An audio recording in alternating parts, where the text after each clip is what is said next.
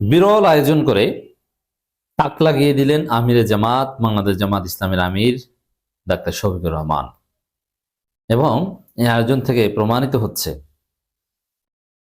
তরুণ প্রজন্মের পছন্দের দল জামাত ইসলামী এবং আরেকটা অংশের কাছে এনসিপি।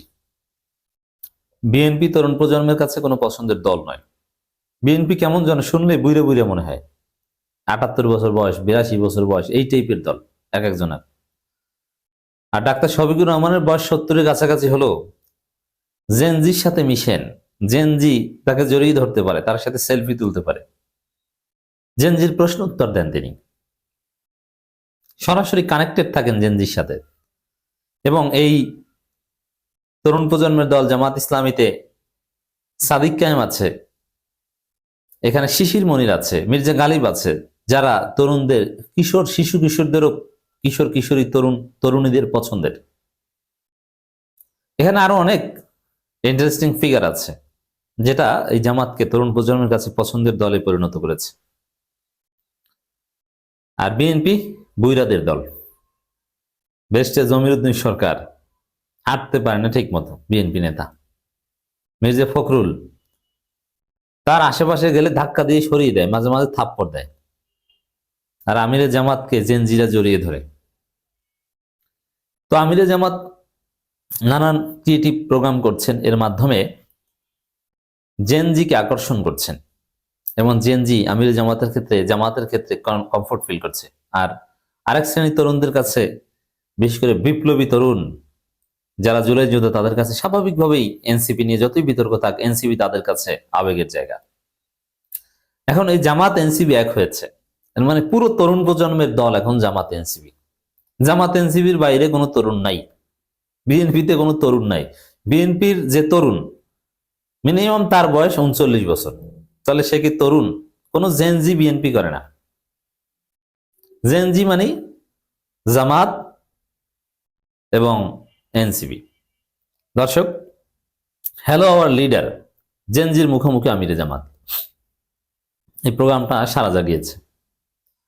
সরাসরি কোন দলের প্রধান বা সম্ভাব্য প্রধানমন্ত্রী ক্যান্ডিডেট তিনি জেনজিকে ফেস করেছেন, এটা বিরল।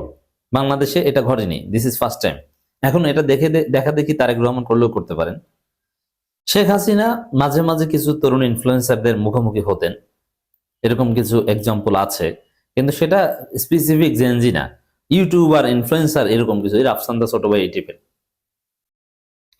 তার মধ্যে জেনজি ক্রস করেছে, এরকম আছে। কিন্তু আমিরে জামাত যাদেরকে ফেস করেছেন, যাদের প্রশ্ন উত্তর দিয়েছেন, যাদের সাথে মিশেছেন, ফ্রিলি সেলফি তুলেছেন, তাদের মধ্যে জিন্স পরা তরুণীও ছিল, জিন্স পরা নারী জেনজি তারাও ছিল।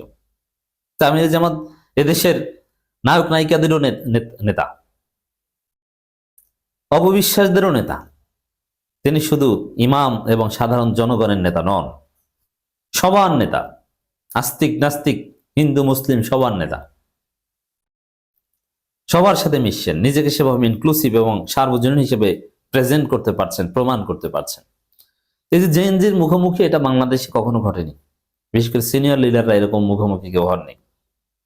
আমিরে জামাত মিশেছেন এবং প্রশ্নোত্তর দিয়েছেন, তারা কনভিন্সড। এবং এনসিপি তো সরাসরি তাদের নিয়ে কাজ করে। আপনি যদি এনসিপির প্রোগ্রামগুলো দেখেন, বিভিন্ন জায়গায় এজেন্সি রিপ্রেজেন্টেশন প্রচুর। মিথ্যা আশ্বাস নয়, বাস্তবায়নযোগ্য পরিকল্পনায় জাতির সামনে তুলে ধরবে জামাত ইসলামী। ডাক্তার শফিকুর রহমান মুখোমুখি হয়ে এই কথা বলেছেন। বিএনপি যে আশ্বাস দিচ্ছে, এটা মিথ্যা আশ্বাস, ফ্যামিলি কার্ডের নামে জনগণের সাথে প্রতারণা করছে। এটা আমরা নানান বিশ্লেষণ করে গবেষণায় দেখিয়েছি যে ফ্যামিলি কার্ডের যে থিওরি, ওটা অর্থনীতির দৃষ্টিতে পুরোপুরি অবাস্তব। আর ফ্যামিলি কার্ডে কতটা ফ্যামিলি কার্ড দেওয়া হবে কতজনকে, এবং সেই ফ্যামিলি কার্ডে মাসে কত টাকা ঢুকবে, ফ্যামিলি কার্ড, কৃষি কার্ড, হেলথ কার্ড, অনেক কার্ডের কথা বলছে। এগুলোতে হিসেব করলে এক একটা পরিবার মাসে, অনেকে মজা করে বলছেন, ৩০,০০০ টাকাও পেতে পারে। তাহলে কিসের চাকরি দরকার?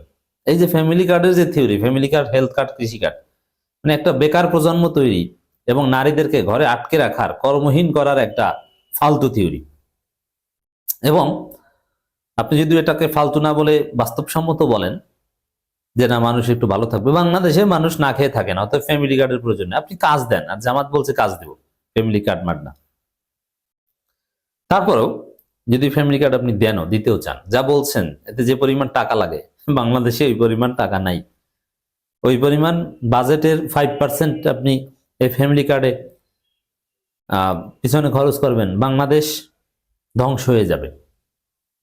বাস্তবায়ন অযোগ্য, উদ্ভট, জনস্বার্থ বিরোধী